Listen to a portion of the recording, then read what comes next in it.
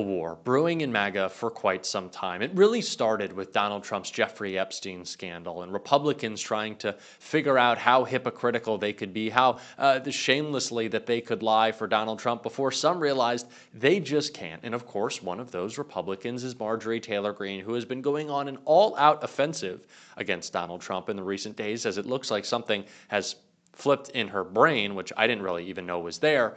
But now Republicans are falling in line. And after a leaked call has gone public, it's only getting worse for Trump. We're going to get into it all and how it's blowing up his term. But before we do, if I could quickly ask you to leave a like on this video. And if you haven't already and you enjoy our channel, to hit that subscribe button because it goes a long way in supporting our work. Now, before we get into the MAGA civil war erupting and that leaked call that is really sparking it all, I want to start with what Jasmine Crockett had to say about Marjorie Taylor Greene because I think it's important context on the shutdown and her attack on Trump. I just talked to one of my Republican colleagues about 30 minutes ago because I was trying to find out if we were actually going to go back into session next week as my staff is trying to plan what's going on. But I can tell you, we actually discussed that Marjorie was flipping on this because it seems like everything that is important, this child ain't read the bill and has no idea of what's going on. I don't understand why Georgia keeps sending her to D.C., but this is not the first time that she wasn't quite clear on what damage it was that her party was ushering in. But listen, I will take her seeing the light at any point in time. And so, yeah, it's sad that she can only see the light when it directly impacts her because she is elected to represent almost 1 million people. And so not listening to your constituents as they're calling and they're talking about their struggles, but then making it about your children, your adult children, because their premiums are going to go up. Listen, I'll take a yes vote or somebody coming to the table, whatever way I can get it. But I just don't believe that that's how government is supposed to work. I don't have any children. When I am governing for the people that elected me. And I don't think that I should be looking at it and thinking, well, because this personally is going to impact me, then maybe I should flip how I feel about it. Yeah, I should note also in that statement, in all fairness, she did talk about the people in her district who are facing the same. One of the issues right now is that you guys are, when you were saying you're asking about next week, so the House is out, and it was supposed to come back next week. Now it's not coming back next week. What has been communicated about how long the House is going to be out? It seems like the idea is that you don't come back before the shutdown ends, which seems difficult to do if you want to actually negotiate some end to the shutdown. Yeah, that was my question, because I said, is it that we're not going to go back until and unless the Senate passes the House's version? Because what if the Senate actually does come to some sort of an agreement, right, and the Senate passes a version, then we need to come back. So that particular member did not know, but his stance was that he was like, aren't the Dems going to cave? So, right, I don't know. I don't work in the Senate, you know what I mean? But I haven't heard anything about any caving going on. And I think this issue is just too important. And, this is actually a really ripe time to have these conversations, because one of the reasons I'm sure that Rep. Greene knows that the premiums are going to double is because this is when people are actually going through the renewal process, right? Yep. This is when most people are signing up for their plans. And so now they are seeing in real time what the estimated cost is going to be. Let's make one thing clear. This shutdown is bad for Republicans. Overwhelmingly, Americans are blaming Donald Trump and the Republican Party, as they should, for this shutdown. So Democrats continue to hold the line. Do not bend the knee. Don't get scared. Don't capitulate. Don't Chuck Schumer and a strongly worded letter your way out of this thing. No, hold tough. We are not having a policy dispute right now. Healthcare is not a policy. It's a human right. Stand up for people's ability to afford to live and not die of a treatable illness in the wealthiest nation in the world. That is the fight we need to continue to bring. On what Crockett said about Marjorie Taylor Greene, she's so right. She really is only making this big stink, in my opinion, because she's either running for president, trying to maybe avoid a primary in her district, trying to make a big show. This is about Marjorie Taylor Greene. She said that she realized her kids' premiums were going to go up, and that changed her mind.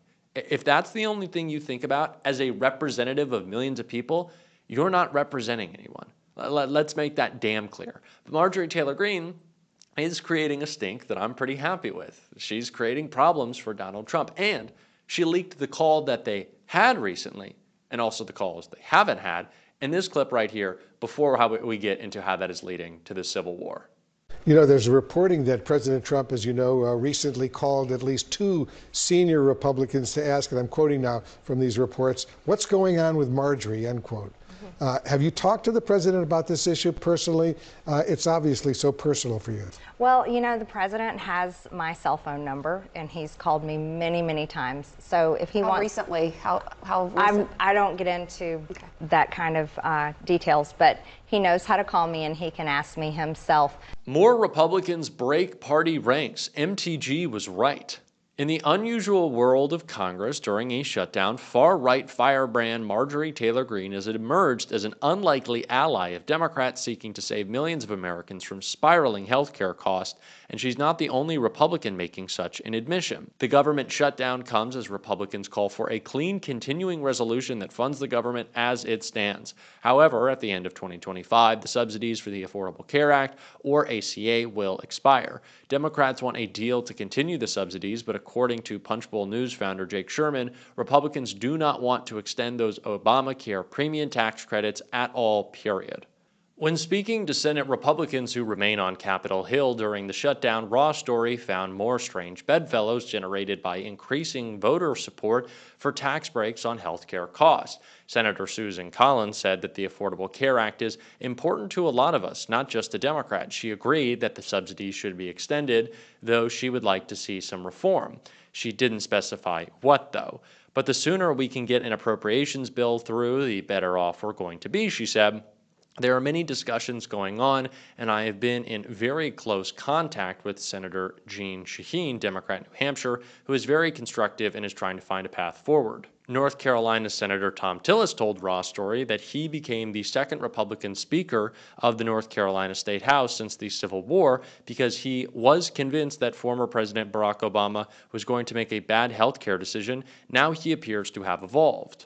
We will be making a bad healthcare decision if we don't help. All we're really trying to do is reduce the waste and abuse, he told Ross Story, noting that it should be a tax cut that nixes high-income wage earners. I do think there should be skin in the game for people that have means.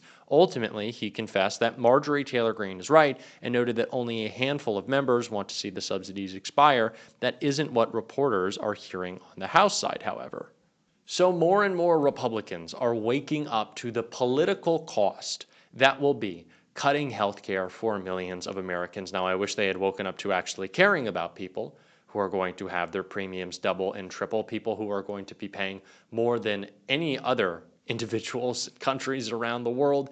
It's a little ridiculous that our healthcare system is so shit, yet we pay so much for it because it's not really a healthcare system. It's a corporate sick care system, and yeah, it's been broken for a while, but we don't need Republicans to break it anymore. But that's the argument that they are trying to make, that it needs to be fixed because it doesn't work. But by fixed, they mean broken even more, so that you're further dissatisfied with government and they can try to push you away from the idea that maybe Medicare for all is the way to go, which of course it is. But Donald Trump is in a weak position because of Marjorie Taylor Greene and further Republican pushback. Why do you think he's going after his political enemies? He needs a distraction. And Lawrence O'Donnell called out that distraction right here. Imagine this prosecutor has never prosecuted a case in her life, trying to convince a trial jury that Attorney General James willfully lied on the application and always knew that she was going to rent out the property. That is simply not a provable state of mind, and the prosecutor cannot call Attorney General James as a witness to ask her what her state of mind was. And so there's a very strong chance that this case, if it makes it to trial, will get a directed verdict from the judge finding that the prosecution was incapable of proving what it claims in writing in the indictment is a fact. Attorney General James' state of mind. So Attorney General James is probably on her way to take her place in history with former FBI Director James Comey at the top of the Trump enemies list and as the people who beat the madman in the White House in court, because that is what is likely to happen here. You can listen to all sorts of lawyers talk about this case, but it comes down to the same elements as the James Comey case. The first motions are going to be to disqualify this new acting U.S. attorney. Those motions will very probably succeed. The other motions will be to identify this as a selective and prejudicial prosecution. Those motions will likely succeed, and that'll be the end of the case. Attorney General James has already beaten Donald Trump in court for business fraud practices in the state of New York. Donald Trump's appealing that case in the state of New York. James Comey and Letitia James have the best defense lawyers you can possibly have in these cases. They're going to win. Donald Trump is going to lose. Don't worry about them. You don't have to worry about them. There is much to summon our outrage about in the madness of the Trump presidency. But the people who Donald Trump has so far dragged into court could not possibly be better equipped or better financed to fight Donald Trump in court and crush him. What Donald Trump is doing to other people in court, what he's doing to immigrants in this country who show up at federal courts for their appointments and then get thrown to the floor by masked men and beaten and dragged away from their families and shipped off to countries that they've never been to, they deserve the full force of your outrage. Those people have no resources. They have no voice. They've done nothing wrong. They've tried to do everything right. They went to that federal court to do everything right, and their lives are already ruined. They cannot wear their deportation as a badge of honor. But the Attorney General of the state of New York can. This is nothing more than a continuation of the president's desperate weaponization of our justice system. He is forcing federal law enforcement agencies to do his bidding, all because I did my job as the New York State Attorney General. These charges are baseless, and the president's own public statements make clear that his only goal is political retribution at any cost. This blatant perversion of our justice system, that is Donald Trump's perversion. She's right. She has nothing to fear. That smile is real. She knows she's going to win. She knows Donald Trump's going to lose. And she knows she can wear her place on the Trump enemies list as a badge of honor for the rest of her life. Donald Trump is going after James Comey, going after Letitia James because he is weak, because he knows his poll numbers are shit, because he knows Republicans are starting to turn on him, and because he knows that we are fighting back and we are keeping Epstein in the news, and we are going to continue to do all those things. And if you want to support us doing that on this show, as always, you can hit that subscribe button, leave a like on this video. If you stuck around to the end, drop a blue heart in the comments. And if you want to watch me debate some MAGA idiots, you can click right there. Keep on fighting. Don't let them silence you. Until next time, I'll see you soon.